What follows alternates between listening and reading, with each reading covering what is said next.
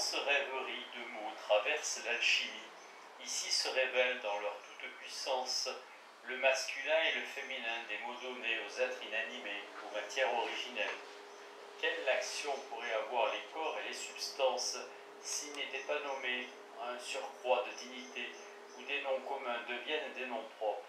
Rares seront les substances à la sexualité versatile.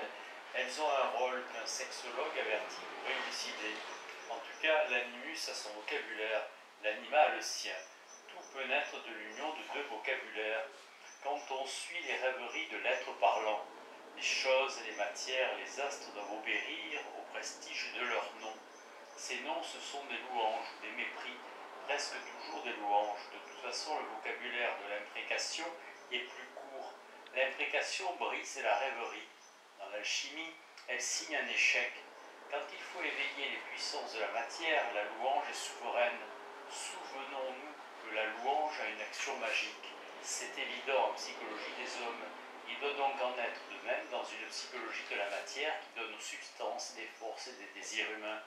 Dans son livre Servius et la fortune, Dumézil écrit « Ainsi couvert de louanges, Indra se mit à croître. » La matière à laquelle on parle, comme il est de règle quand on la malaxe, se gonfle sous la main du travailleur. Elle accepte cette anima, les flatteries de l'animus qui la fait sortir de sa torpeur.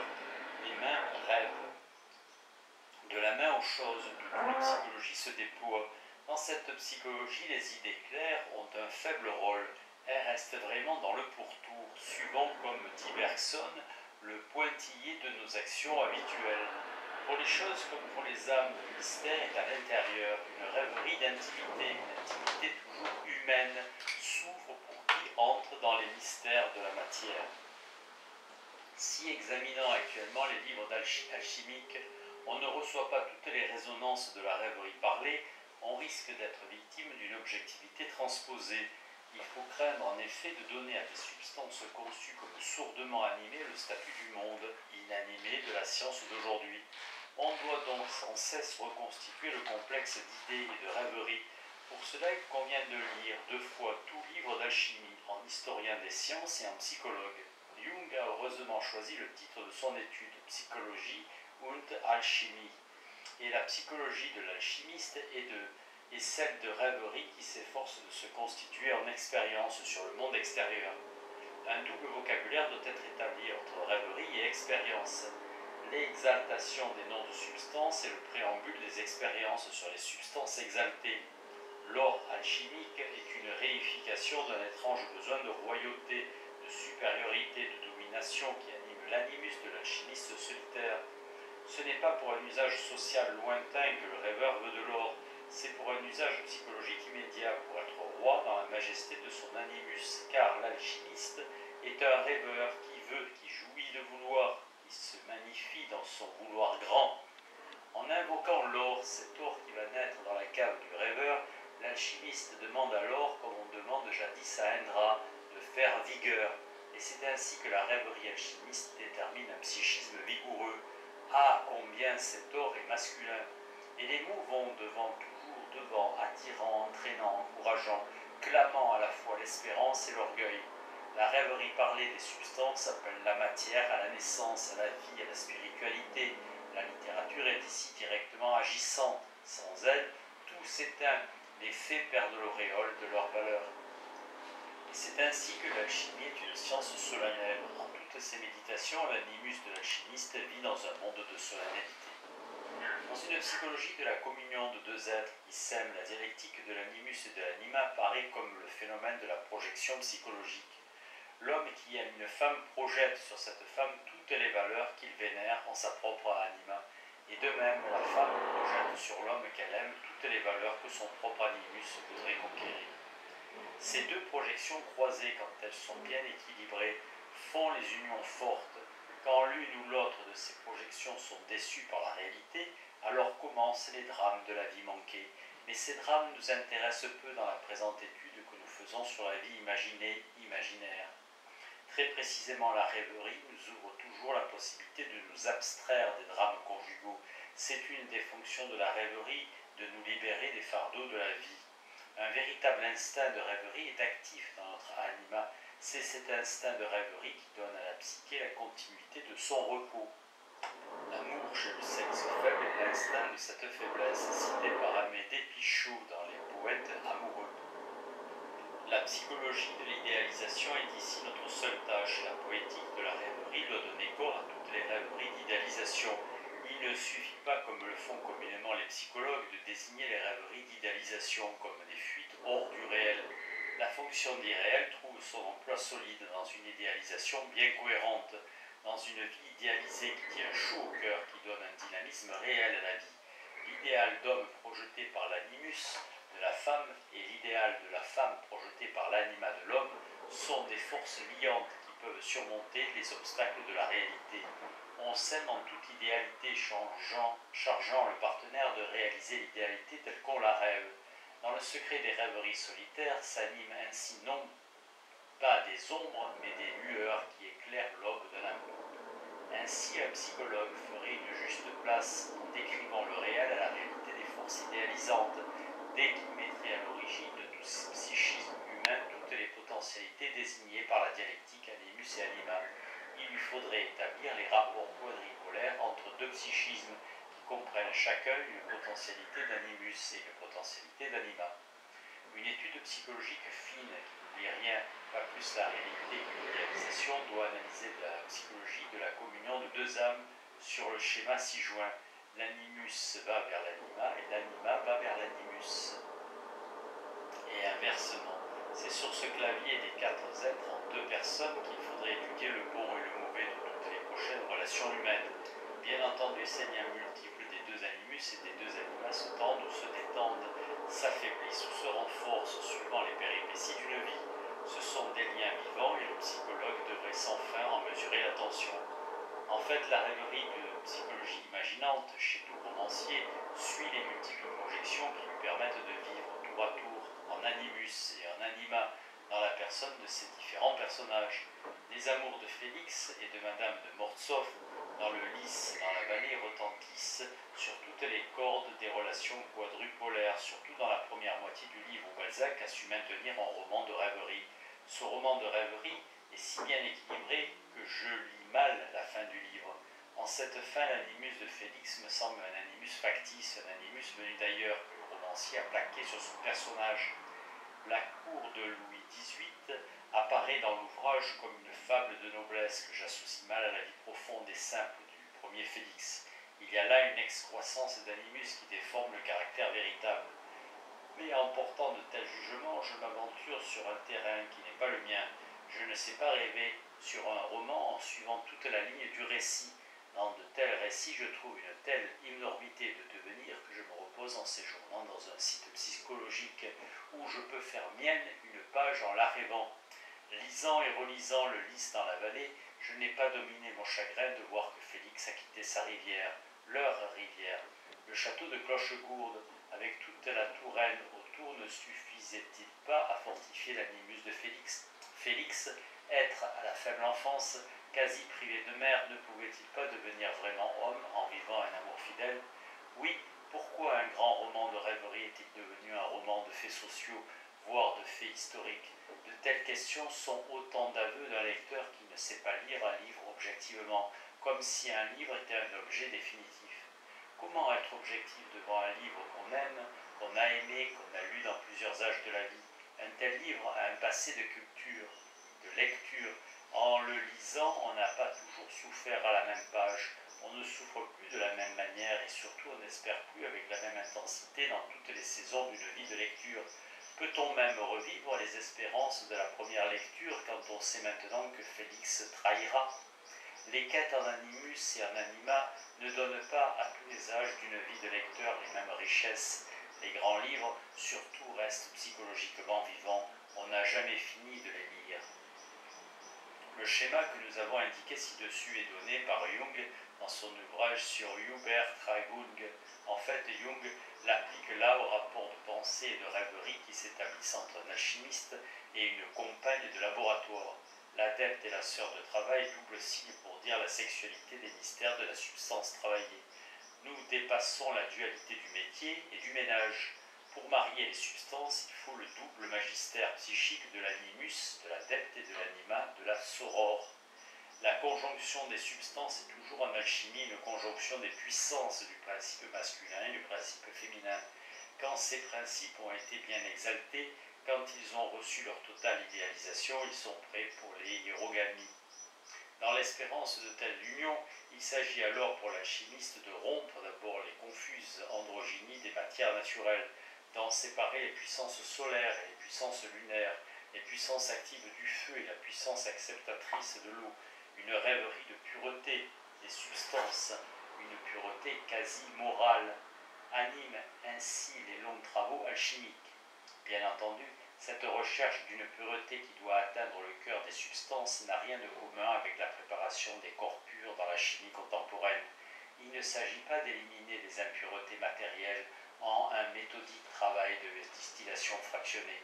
On comprendra tout de suite la différence absolue qu'il y a entre une distillation scientifique et une distillation alchimique.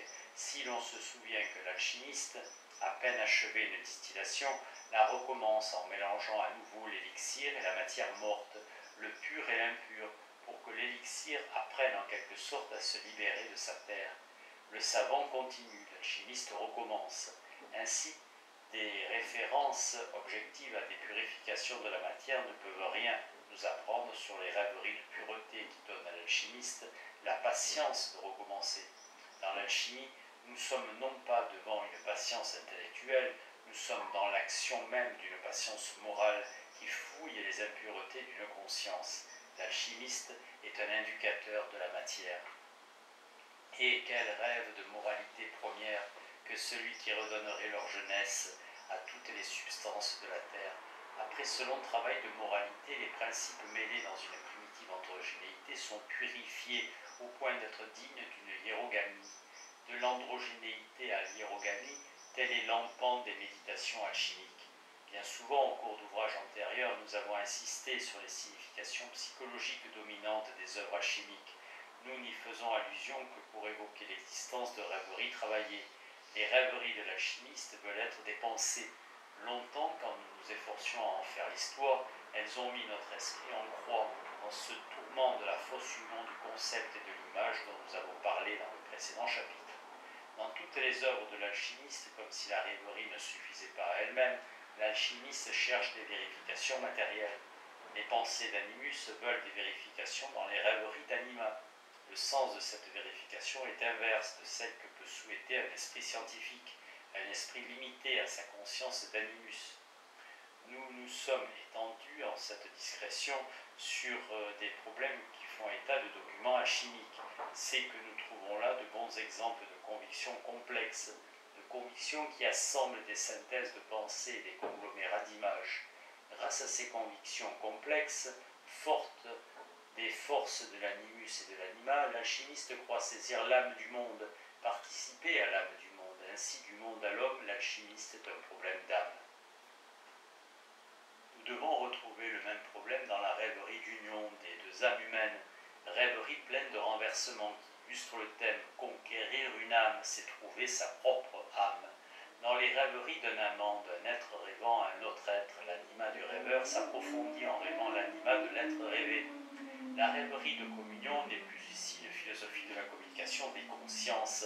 Elle est la vie dans un double part, une vie qui s'anime en une dialectique intime d'animus et d'anima, doublée et dédoublée, échangent leurs fonctions, doublant notre être en idéalisant l'être aimé, nous dédoublons notre être en ces deux puissances d'animus et d'anima. Pour prendre la mesure de toutes les idéalisations de l'être aimé et parer de vertu dans une rêverie solitaire, pour suivre toutes les transpositions qui donnent une réalité psychologique à des idéalités formulées en rêvant la vie, il faut, croyons-nous, envisager un transfert complexe d'une toute autre portée que le transfert rencontré par les psychanalystes. En considérant ce transfert complexe, nous voudrions donner toutes ces fonctions à Hubert Tragung, tel que l'envisage Jung dans ses travaux sur la psychologie des alchimistes. Une simple traduction du mot Hubert Tragung par le mot transfert, si largement utilisé par la psychanalyse classique, simplifie trop les problèmes. Hubert Tragung, qui est en quelque sorte un transfert par-dessus les caractères de contraire. Ce transfert passe par-dessus le détail des rapports journaliers, par-dessus les situations sociales pour lier des situations cosmiques. On est alors invité à comprendre l'homme non seulement à partir de son inclusion dans le monde, mais en suivant ces élans d'idéalisation qui travaillent le monde. Pour se convaincre de la portée de cette explication psychologique de l'homme par le monde travaillé, par des rêveries androgynes, il suffirait de méditer sur les gravures du livre de Jung. Le livre de Jung reproduit en effet une série de 12 gravures empruntées à un vieux livre d'alchimie, le Rosarium Philosophorum. Ces 12 gravures sont toutes des illustrations de l'union alchimique du roi et de la reine. Dans Die Psychologie der Übertragung. Ce roi et cette reine règnent dans le même psychisme. Ce sont les majestés des puissances psychologiques qui, grâce à l'œuvre, vont régner sur les choses. L'androgénéité du rêveur va se projeter en une androgénéité du monde, en suivant dans leurs détails les 12 images, en ajoutant toutes les dialectiques du soleil et de la lune, du feu et de l'eau, du serpent et de la colombe, des cheveux courts et des chevelures longues. On reconnaît la puissance des rêveries associées qui sont aussi mises sous le signe de l'adepte et de sa compagne. Là s'égalisent deux rêveries de culture. Nous nous tenons en équilibre de rêverie en nous appuyant sur les deux transferts croisés qui suivent les projections de l'animus sur l'anima et de l'anima sur l'animus. Dans 4 gravures sur 12 du Rosarium Philosophorum, l'union du roi et de la reine est si complète qu'ils n'ont plus qu'un seul corps dominé par 2 têtes couronnées, beau symbole de la double exaltation de l'androgénéité. L'androgénéité n'est pas enfouie dans quelque animalité indistincte aux origines obscures de la vie. Elle est une dialectique du sommet. Elle montre, venant d'un maître, l'exaltation de l'animus et de l'anima. Elle prépare les rêveries associées du surmasculin et du surféminin. L'appui que nous venons de prendre sur la psychologie de l'alchimiste pour soutenir une philosophie de la rêverie peut sembler bien fragile et lointain. On peut aussi nous objecter que l'image traditionnelle qu'on se fait de l'alchimiste est celle d'un travailleur solitaire, une image qui, à juste titre, pourrait être celle d'un philosophe qui rêve à sa solitude. Le métaphysicien n'est-il pas l'alchimiste des idées trop grandes pour être réalisées? Mais y a-t-il des objections pour arrêter un rêveur qui rêve sur ses rêveries? J'irai donc au fond de tous les paradoxes qui donnent une intensité d'être aux images éphémères. Le premier des paradoxes ontologiques n'est-il pas celui-ci? La rêverie, en transportant le rêveur dans un autre monde, fait du rêveur un autre que lui-même, et cependant cet autre est encore lui-même, le double de lui-même. La littérature ne manque pas sur le double.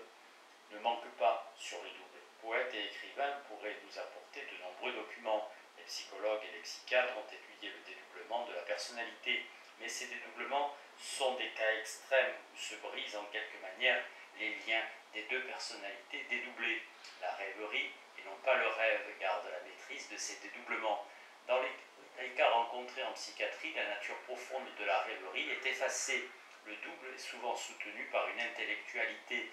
Il enregistre des vérifications qui sont peut-être des hallucinations. Parfois, les écrivains eux-mêmes forcent la note. Ils donnent corps à des êtres de la fantasmagorie. Ils veulent nous séduire par des exploits psychologiques extraordinaires. Autant de documents trop gros pour nous. Autant d'expériences auxquelles nous ne participons pas. Jamais l'opium littéraire n'a pu me faire rêver. Revenons donc à la simple rêverie, à une rêverie qui peut être la nôtre. Souvent, c'est dans quelque ailleurs, loin d'ici, que la rêverie va chercher notre double. Plus souvent encore dans un jadis à jamais disparu. Et puis après ces dédoublements qui tiennent encore à notre histoire, un dédoublement qui serait, si on peut en penser, un dédoublement de philosophe. Où suis-je? Qui suis-je? De quel reflet d'être suis-je l'être? Mais ces questions pensent trop. Un philosophe les renforcerait avec des doutes. En fait, la rêverie dédouble l'être plus doucement, plus naturellement. Et avec quelle variété? Il y a des rêveries où je suis moins que moi-même. L'ombre est alors un être riche. Elle est une psychologue plus pénétrante que le psychologue de la vie quotidienne. Elle connaît cette ombre, l'être qui double par la rêverie l'être du rêveur. L'ombre, le double de notre être, connaît en nous rêverie la psychologie des profondeurs. Et c'est ainsi que l'être projeté par les rêveries, car notre moi rêveur est un être projeté, est double comme nous-mêmes, et comme nous-mêmes, animus et anima. nous voici l'une de tous nos paradoxes, le double et le double d'un être double.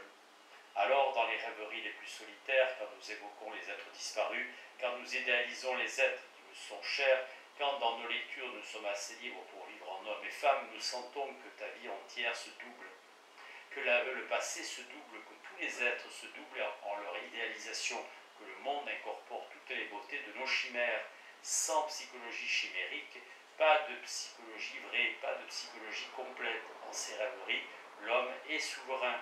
La psychologie d'observation, en étudiant l'homme réel, ne rencontre qu'un être découronné.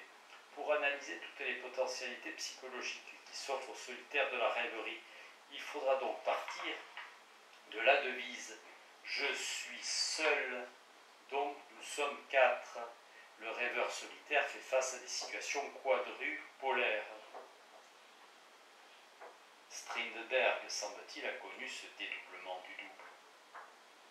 Je suis seul, donc je rêve à l'être qui avait guéri ma solitude, qui aurait guéri mes solitudes. Avec sa vie, il m'apporterait les idéalisations de la vie, toutes les idéalisations qui doublent la vie, qui entraînent la vie vers ces sommets, qui font que le rêveur lui aussi vit en se dédoublant, suivant la grande devise de Patrice de la Tour du Pin qui dit que les poètes trouvent leur base en s'élevant. Dans la vie recluse en poésie. Quand la rêverie a une telle tonalité et n'est pas une simple idéalisation des êtres de la vie, c'est une idéalisation psychologique en profondeur, c'est une œuvre de psychologie créante. La rêverie met toujours une esthétique de psychologie, la rêverie est alors une œuvre de psychologie créante, et l'être idéalisé se met à parler avec l'être idéalisateur. Il parle en fonction de sa propre dualité.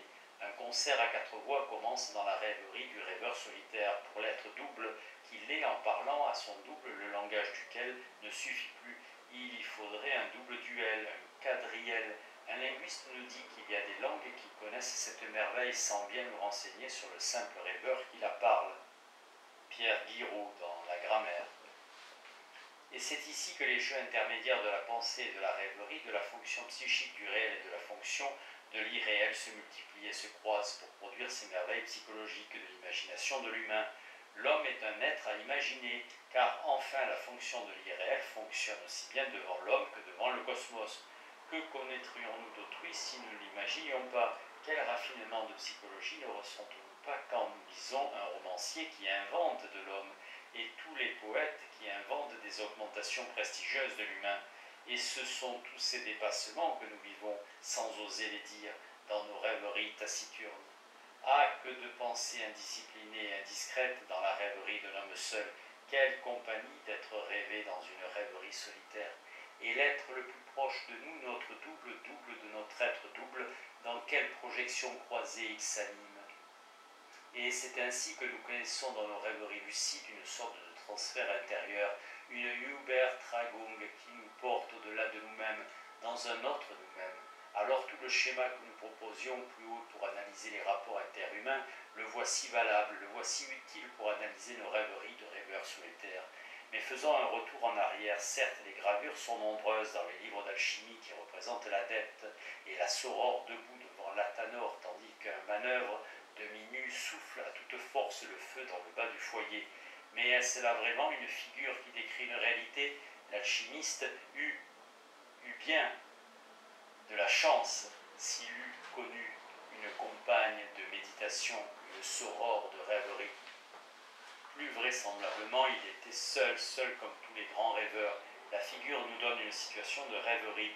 Tous les soutiens humains, aussi bien la sorore qui médite que le travailleur qui souffle, sont des soutiens imaginés. L'unité psychologique du tableau est obtenue par des transferts croisés. Tous ces transferts sont intérieurs, sont intimes. Ils donnent les relations d'un double à un autre double intime. La confiance de l'alchimiste à sa méditation et à ses œuvres venait du réconfort prodigué par le double de son double. Il était aidé en les profondeurs de son être par une sorore. Son animus au travail était soutenu par une transfiguration de son anima. Ainsi les anciennes gravures et les anciens textes nous apportent-ils, quand on les imagine, un peu des témoignages de psychologie raffinée. L'alchimie est un matérialisme nuancé qu'on ne peut comprendre qu'en y participant avec une sensibilité féminine, en tenant registre toutefois des petites rages masculines avec lesquelles l'alchimie te tourmente. la matière. L'alchimiste cherche le secret du monde comme un psychologue cherche le secret d'un cœur. Et la soror est là qui adoucit tout. Nous retrouvons au fond de toute rêverie cet être qui approfondit tout, un être permanent. Pour moi, quand le mot sœur vient dans le vers d'un poète, j'entends des échos de lointaine alchimie. Est-ce un texte de poète? Est-ce un texte d'alchimie du cœur qui parle en ces deux grands vers? Viens avec moi prier, ma sœur, pour retrouver la végétale permanence. Edmund van der Gamen, dans La porte sans les morts. La végétale permanence, quelle vérité d'anima, quel symbole pour le repos d'une âme dans un monde digne du songe.